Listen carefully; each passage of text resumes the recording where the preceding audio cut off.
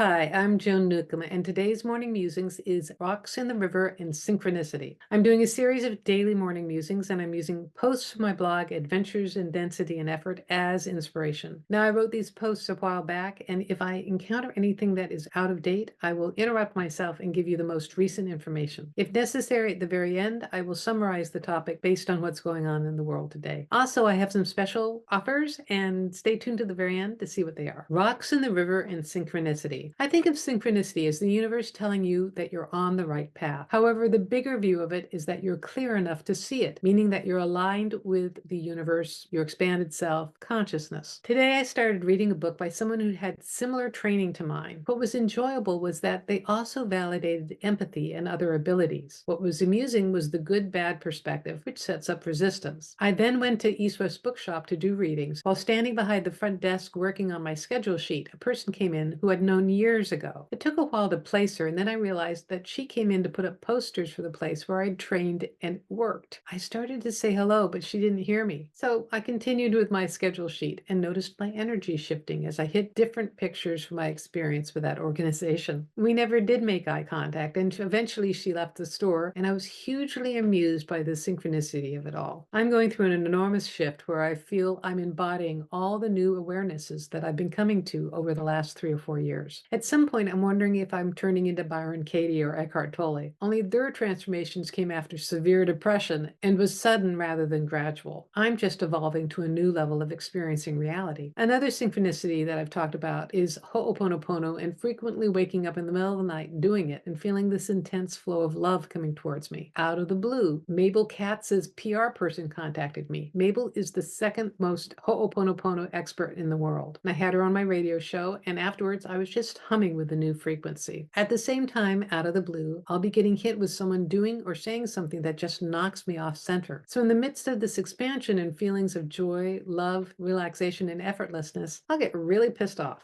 The picture I get is that I'm going with the flow, swimming down the river, and just beneath the surface there'll be a rock that I'll hit my foot on, which implies to me that I'm not quite at that high joy vibration. My feet are still dangling low enough to hit rocks. Rocks are dense, slow-moving, and seemingly not moving vibrations. An example of this lower frequency is prejudice. An old friend of mine forwarded an email protesting the upcoming U.S. postage stamp commemorating a Muslim holiday. It ranted Muslim terrorist attack and Muslim that. Now, any educated and intelligent person knows that the Muslim religion is a vast one, with many devout followers, and only a very small portion are fanatical enough to take the course of violence. I got immensely pissed off. I wrote back, Muslims are no more terrorists than fundamentalist Christians. I won't be a party perpetuating such ignorant beliefs. And the anger stayed with me for the entire day. What I realized later is that I'd bumped into the lower vibration of prejudice, bigotry, and reflected right back the same intensity and emotion that had come towards me. Usually I just delete the email, but in this heightened state, I reacted rather than responded. The other two incidences had to do with criticism, which is a core pattern that has run through my life. Normally, I wouldn't care, but each of them set me off, again for most of the day. Today, I'm slowly getting back in the flow. Rather than swimming, I've had the image of kayaking and using the paddle to steer me over to the current I want to go with. This planet is such a wonderful game, and there are so many levels and realms to play in. We have a choice of where we want to play, even though sometimes it doesn't feel that way. The choice for me, over and over again, is to de-energize projections and align with source. I have many tools and techniques to do this with. It just requires remaining conscious in order to use them. Notice for yourself where you are swimming or paddling. Notice how the current feels to you. Notice where there are rocks. How do you want to navigate? Make the choice to consciously navigate and notice what synchronicities show up for you. And try this for a week and see what happens. And leave me a comment below. I'd love to read your comments. So this is really fun for me to read because I haven't done any of those things. I don't do readings at East West Bookshop anymore. I haven't done them. I can't remember what, 2011, 2012, I think I stopped because I went to Washington, D.C. to help my mother who had Alzheimer's, and then she had cancer. And then I was there for 2 years, midwifing her back to spirit. So, the river took me in a different flow. But I do appreciate the validation on how you can be in a really high spiritual space and you can be at this place of love and acceptance, and then something will come along, you stub your toe, and it'll really piss you off. And I have less judgment about this. I don't think that to be spiritually advanced, you have to be this harmonious Buddha consistently. You're making progress. You're not achieving perfection. You only achieve perfection after you pass away. We're all just doing doing our best in our physical forms as we're navigating reality. And this planet really is such a wonderful game. This reality, this hologram is such a beautiful, fantastic, amazing, and imaginative creation. There are so many levels and realms to play in. The thing to realize is that you have the choice to play in any realm or level that you prefer. It's all a matter of becoming aware as consciousness and making choices and taking actions as consciousness. And I love when synchronicity shows up because it does validate that you are operating as consciousness, because you wouldn't notice the synchronicities otherwise. And it's a wonderful and fun way to play. And if you like these videos, please click the like button and also click the bell icon to subscribe.